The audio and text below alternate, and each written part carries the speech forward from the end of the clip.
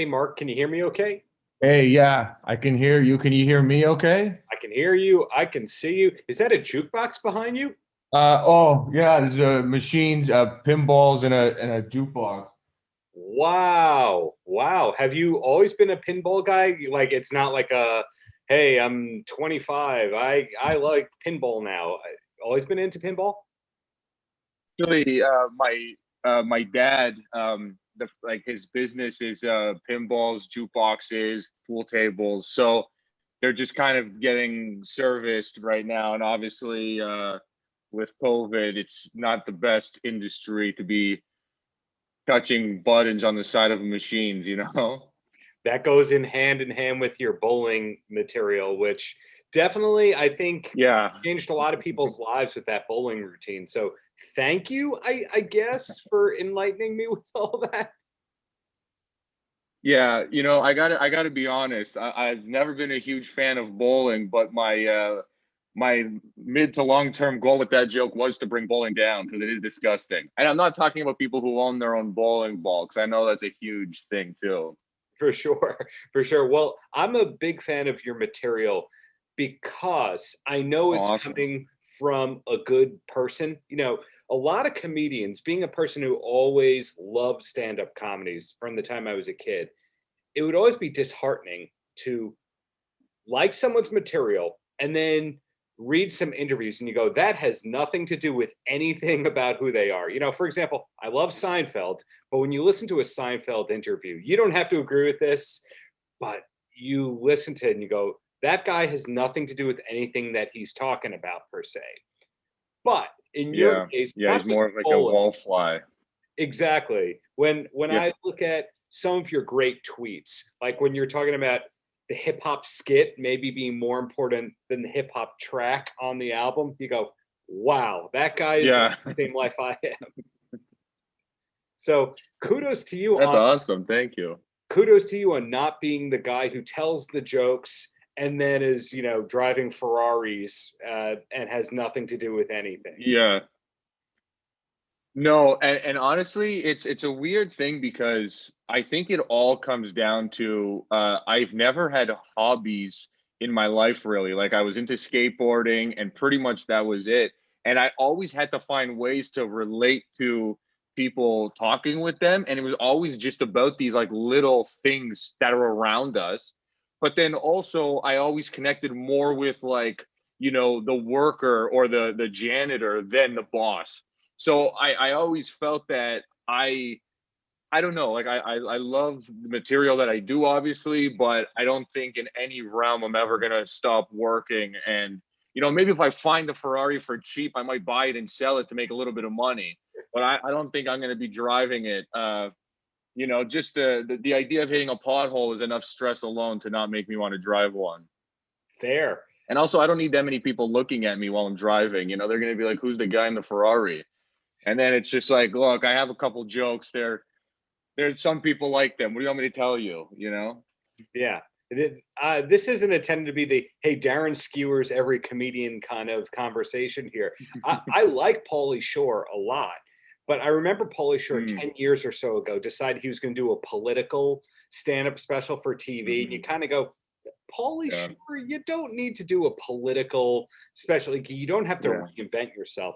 So it's good to hear that you don't have plans of eventually doing that reawakened Bill Hicks, I'm going to change the world kind of stand up. No, no, no, not at all. But I will say, one of the things that I've been really thinking about recently, and maybe COVID has fast tracked my brain waves, is as a comic, I do believe you need to evolve with life, and I think like the best comics, it's like you don't have to be a family person at 45, but if the audience is looking at you and you're talking about, shoelaces and pebbles, they're going to be like, is this guy okay? Like, what is happening?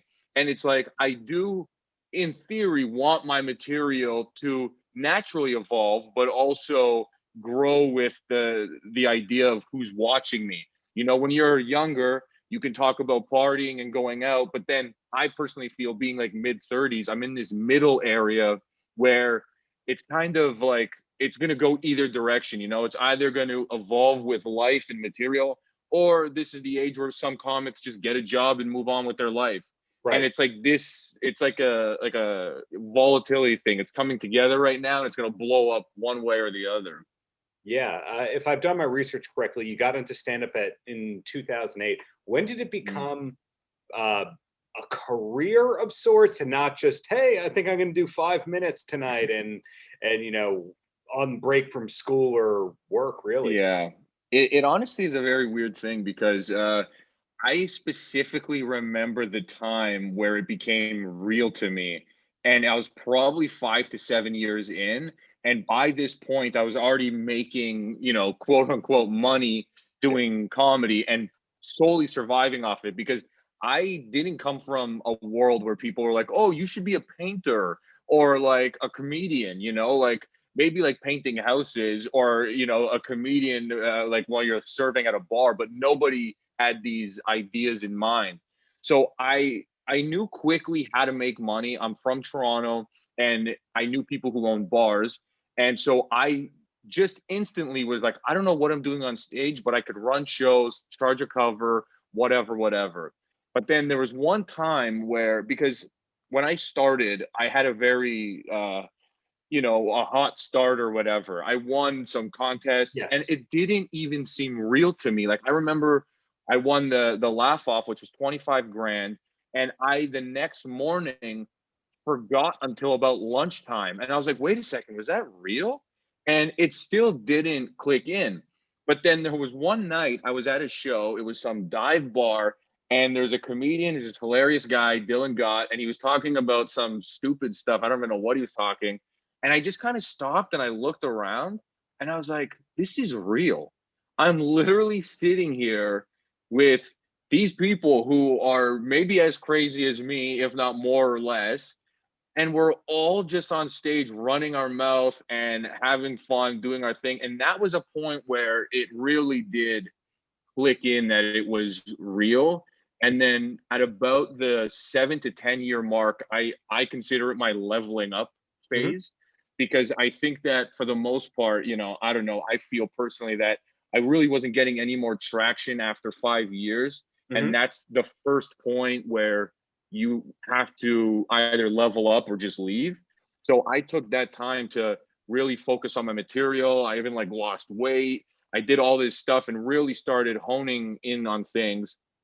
And I feel that about the 9 year mark, 10 year mark, the way I look at it is I started learning how to speak English on stage, because like what was happening in my brain was getting jumbled by the time it got to my mouth, and the audience was even more confused.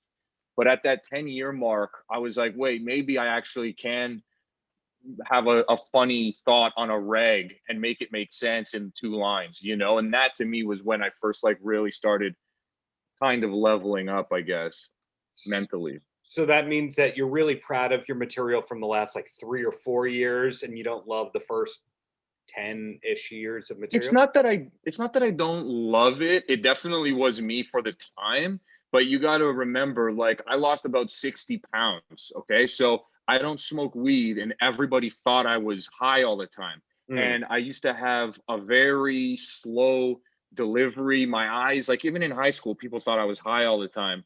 And I do think that it's not that I didn't like it. I think I've come to terms in my older age at mid 30s. I don't think that's that old for a lot of people, but No. it's like I, I I mean, how old was Rodney Dangerfield when he made it? 55? 45, 50, Um, I have come to terms with this idea of, like, obviously I'm not walking around bragging about stuff. I would rather brag about a bomb than doing well. But I also have to, I don't like this whole humble thing where everyone pretends like they're dumb and oh, I'm so meek or whatever. And this thing has kind of changed in my mind, because comedy is the only business where if you have confidence, people don't like you. People, like, if you're working in an Yeah, office, whoever yeah. works the hardest gets to the top. But in comedy, it's not like that. So I've learned that I can just, in my mind, adapt. And so in those first, 3 to 5 years, I adapted to the environment that I was in.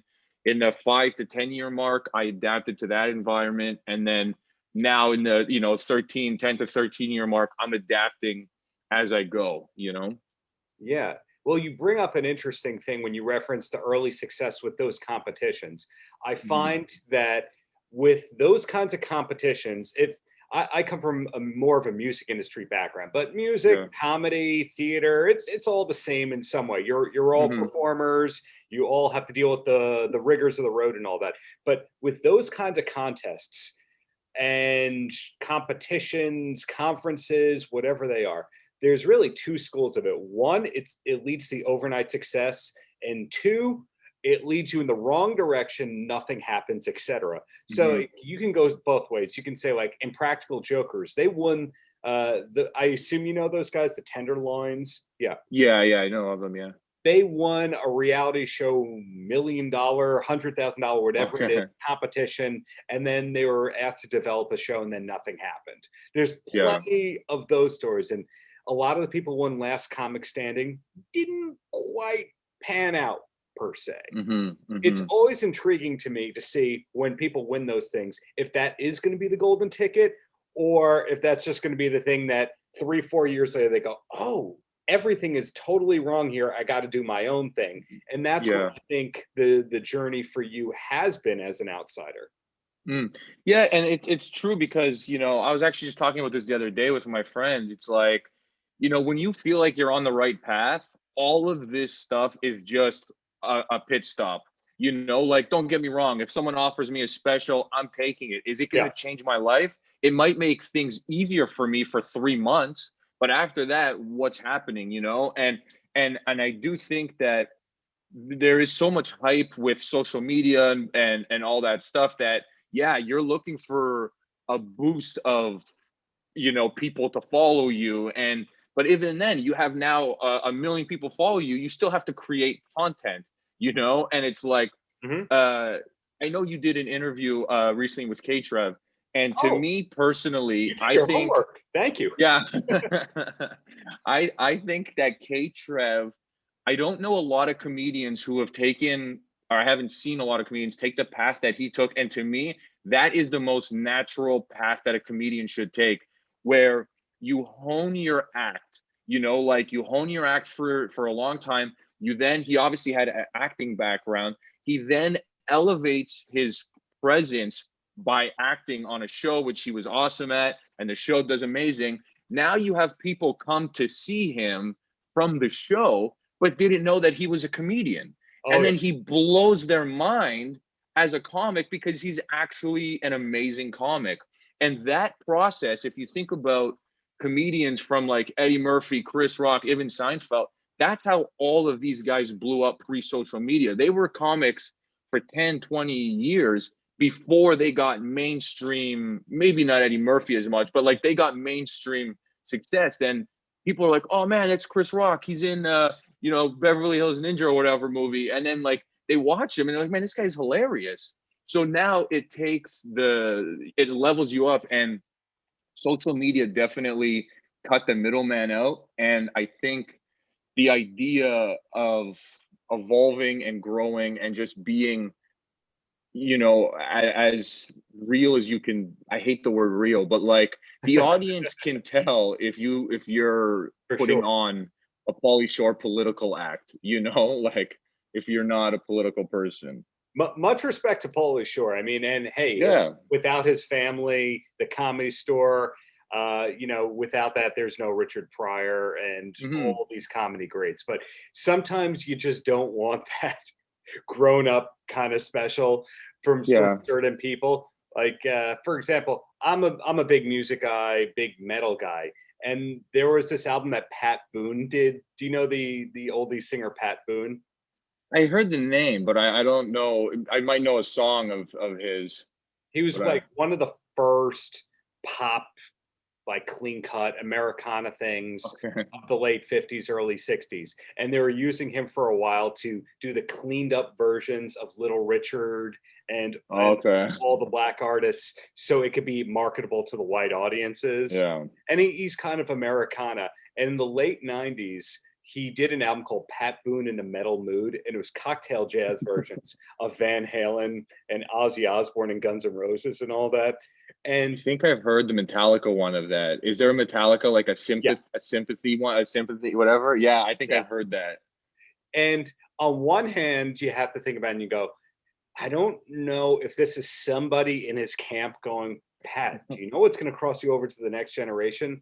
Or if there's like a sense of humor, a super meta thing. I Yeah. love it, but I don't think it was a mission accomplished kind of scenario. Yeah. But to me, that's like the best part about, as a musician, the thing that we all have in common, musicians, comedians, all that, is we are in the business of creating, Yeah. and it's like, I I may not like a comic, but I can never say that what they're doing is wrong or whatever, because then it kind of stops the whole idea of being able to do whatever you want. Like maybe they're just not smart enough to talk about what they're talking about, or they're not experienced enough to talk about what they're talking about. But you have to hope that they're growing and experimenting. And, you know, just going off of what you're saying, one of the last recent epiphanies I've had, to be honest with you, is I don't care to make money doing stand up anymore. I love it, and I will find ways to make money outside, because I think stand up should be an outlet, and I love the experimental part of it. I love the, recreating these jazz ideas, and it's like that's definitely going to, shrink your audience, but those people are probably going to follow you more than, they would if you just had a blanket statement thing. Hmm. Well, back to you here and what you're working on, and credit to you and all that. A lot of comedians have kind of looked at the COVID-19 era of life, which is Yeah. close to a year at this point, as I can't tour. And in your case, you've been very smart about creating content and hosting and doing things online that can make your audience international. When did Yeah. you kind of realize that in the pandemic of, oh, I gotta do my own thing because touring is not coming back next week? It's one of those things where it was kind of always floating around in my head, and then I guess when you're so busy, and again, I'm air quoting busy because we all like to pretend we're busier than we are, But when you're busy, Yeah. you just keep putting this stuff on the back burner. But then it got to a point during lockdown where I was like, you know what, like if I don't do this now, there's not going to be a better opportunity. And so then I started, being in Los Angeles, and started seeing, in my opinion, what helps more than other things, and it's obviously a social media presence. Like I think personally, this is all my own thought, that the idea of having to be there is different, because if you have a podcast or a TV show or social media following, your presence technically is always in the air. So I'm like, you know what? Why don't I try and start focusing on the social media side, start trying to put out some stuff, trying to regularly post, and all these stupid tricks that people think that help, and a podcast, and start a podcast, and do some film stuff, and then also take that time to hone in on skills like, color correction, for example. Like it's something that people don't realize how important it is. And I knew like basic color corrections and basic EQ mixing and audio, but I was like, maybe I could just take this unlimited time and really hone in on these skills, in hopes that when the world does reopen, I'll be now another level up than I was pre COVID. Sure. And the Yeah. Star Trek related podcast, that's a Yeah. great idea, because a lot of people, one of the things you're talking about earlier is when people cut themselves down, the I'm such a nerd, that kind of thing. Yeah. Yeah. That's Yeah. not the angle at all that you're taking with watching Star Trek. I almost Yeah. said Star Wars, which I would know. excommunicated because, oh, they're totally different. Two No, worlds are different. Yeah. no, they're not. But how long do you plan to do that for? So I'm not gonna lie. It's mentally, I've hit a crossroads mentally. It's become hard. I do enjoy the show. I do like watching it, but it is a lot bigger. I guess the saying is you bit off more than you can chew, because I didn't know that there was like 800 episodes. Yeah. I thought there was like, honestly, like three different seasons, three different series. I didn't know. That's how out of the loop I was. So the pros and cons are, the con is that a lot of people really didn't watch the original series. They may have at some point, but it's not the one that everyone likes. Yeah. It's the next generation. So people have, because I didn't know that the series is not in order. Okay, like, so Right. production order is different than chronological order. So people were like, why are you watching that one first? I'm like, I don't know, isn't that how most things work? And they're like, no, like, it's this and that and blah blah blah. So I want to keep it, I have like a mental goal, and again, it's like these goals are what I'm trying to put for myself. I'm obviously monitoring the numbers and what promo works and trying to hone in on that. But I want to at least do it. It started as the first 3 seasons of the original, Right. but now I'm like, let me do the first season of the original, which is 30 episodes, and then I might switch over to the next generation, because by then I'll have an idea of what the format is for the podcast, you know? Got it. The way that people are with Star Wars, I am with professional wrestling or like genres of music. Yeah. And I did see Justin Trudeau People's Elbow reference that you made in a social media post. Closet wrestling fan or just a coincidence right there? I actually used to love wrestling. It was something that I was around with like the Christian and Edge, the Hardy Boys, D'Lo Brown. That was like The Rock, obviously. Those were when I was watching wrestling, and then I kind of fell out of it. I remember it was probably like mid high school I fell out of it. I didn't stay along for the ride like so many other people did, but it is something that brings back memories whenever I watch old wrestling stuff or play old Super Nintendo games.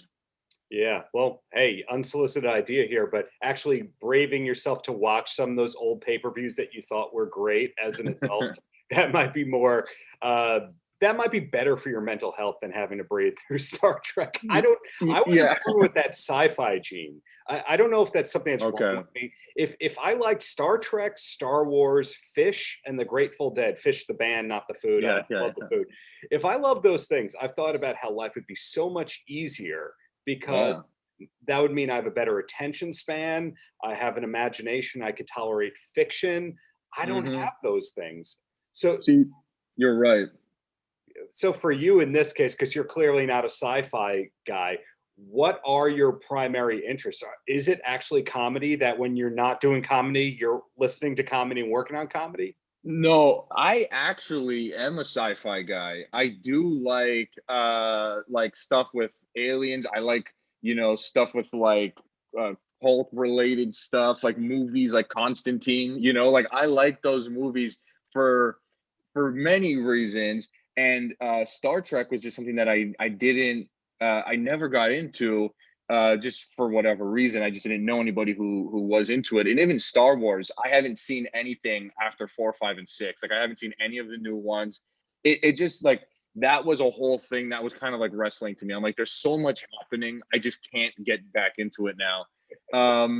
But honestly, when it comes to what I like to watch, I bounce around a lot. Like I really like kind of cheesy shows that are just kind of like, for example, this is going to probably, lower whatever street cred I have with you right now. I watched the whole thing of Supernatural. There's 15 or 16 seasons.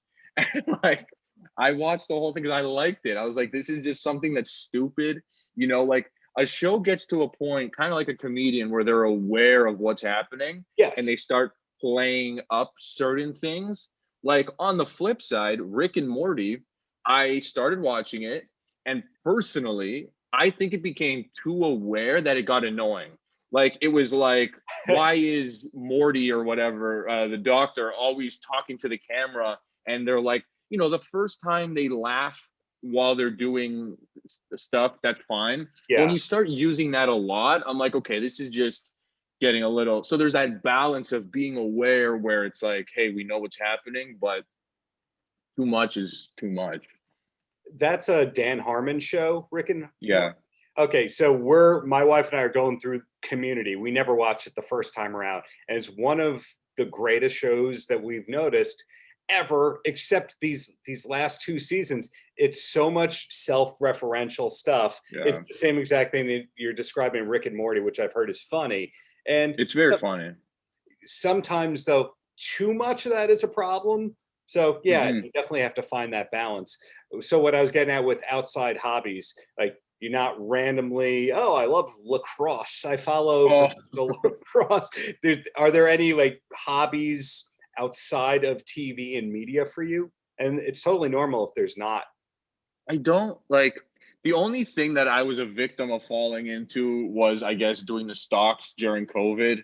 I did them a bit a while ago, like with I remember a couple years ago, I literally didn't know how stocks worked. I walked into the bank and I'm like, just give me stocks. And they're like, this is not how the process is. And like, you need to sign up. And I was like, what? Like, I was like so bent on like what I wanted to do.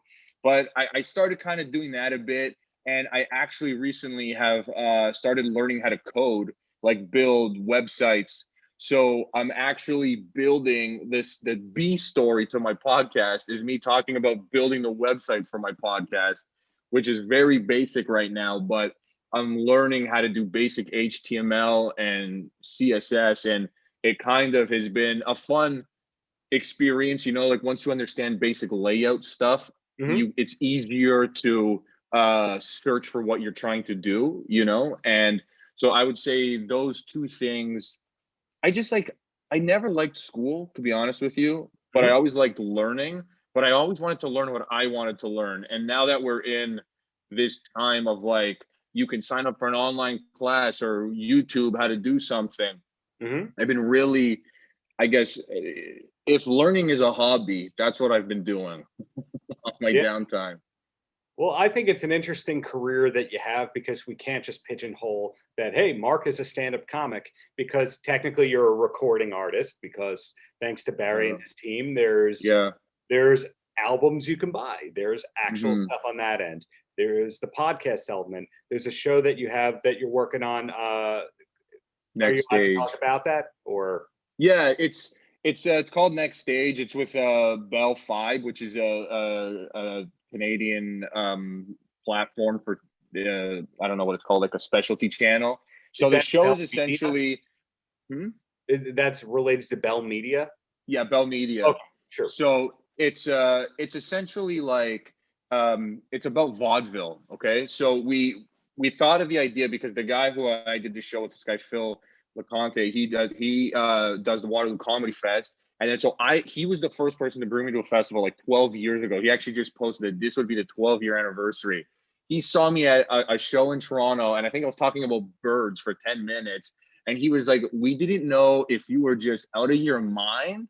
Or like, but he said that so I met him at that point, and we always have coffee, hang out, whatever, and then we just started talking because I always liked a variety performer. I always like the idea of like jugglers or magicians or Mhm. aerialists or whatever.